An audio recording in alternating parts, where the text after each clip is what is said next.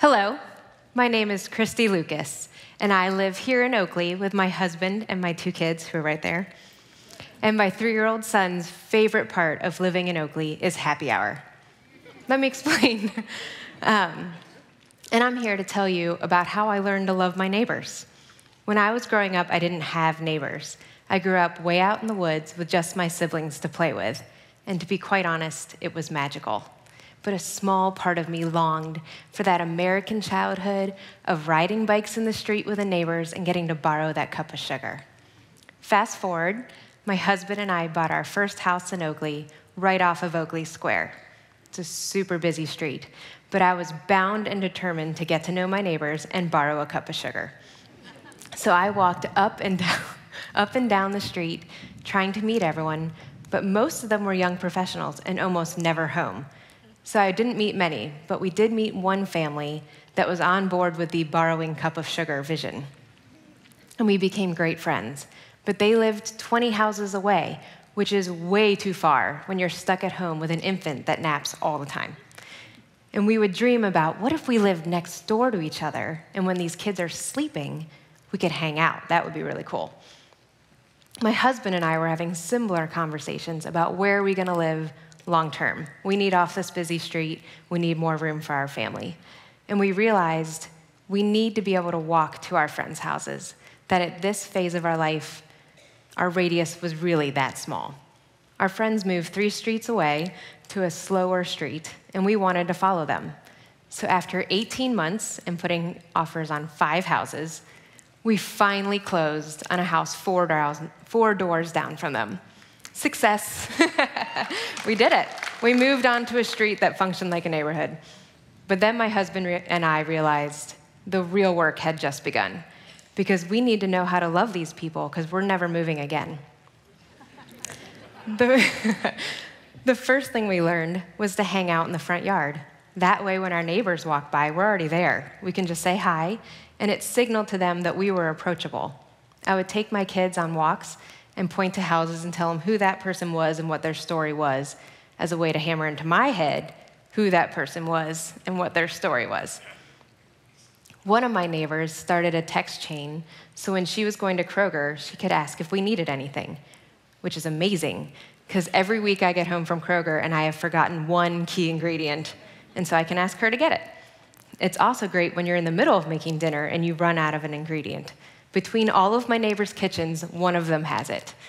And I can finally borrow a cup of sugar, and I can loan it too. My husband is slightly introverted, so it is not his natural bent to reach out, but he uses this text chain to borrow drill bits and leaf blowers and all that specialty equipment that you need, and across the street, everybody owns it, and I don't have to own it all, which is awesome. My favorite way to meet new neighbors is to stalk the moving truck. When the moving truck is there, you have a 98% chance that your new neighbor is also there. So if I see a moving truck, I throw cookie dough in the oven, I write a note, add my contact information, grab my kids, and out the door we go. It's always a short meeting. They have things to do, but it signals to them that on this street, we want to be your friend. You can feel free to opt out, but we hope you don't. The street I moved on to has a long-standing tradition of a Memorial Day block party. Of course, the year I moved on, they've decided, we've been running this for 20 years, we're done with this. The new families can take over. We all had infants at the time, so the first year looked like a really sad parade of kids on bikes and being pulled in wagons, and that's it. That's all we did. But we keep adding. We started doing flyers, so that we could put one in every mailbox and everybody knew they were invited. This year, we shut down the street. We did a huge bounce house for the kids. It was amazing. It had water. We grilled out for lunch, and there were 65 people in attendance. With the success of our block party, we added every other week happy hours during the summer. These are very easy to host. You put out a table in your front yard, you buy some drinks and some chips, and that's it. Since it's in your front yard, you don't have to clean your house. We all know where it is because we can walk down the street and find it. And we all wear name tags, so you don't have to remember that person you met 2 months ago and haven't talked to since. It's The name tags are key. I keep learning that the simple stuff is the best stuff.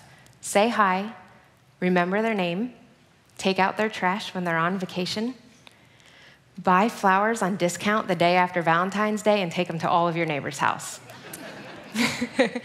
And find those friends on the street that also want to be about getting to know people. Join forces. If you throw a party with a guaranteed attendance of 3 to 4 families, it's worth throwing, even if nobody else shows up. I am passionate about my kids growing up in community. From what I've read, the best way to keep them off drugs, keep them from being lonely, depressed, and really giving them the best shot at life is to have the most people in their life. And when they're teenagers and I'm not cool anymore, they have a million second parents who can talk into their life and I can trust their heart for my kids. Jesus' disciples once asked him, "How will people know that we are yours?" And he said, "You will be known by your love." It's that easy. Just love people, and they will eventually see Jesus in you. Thank you.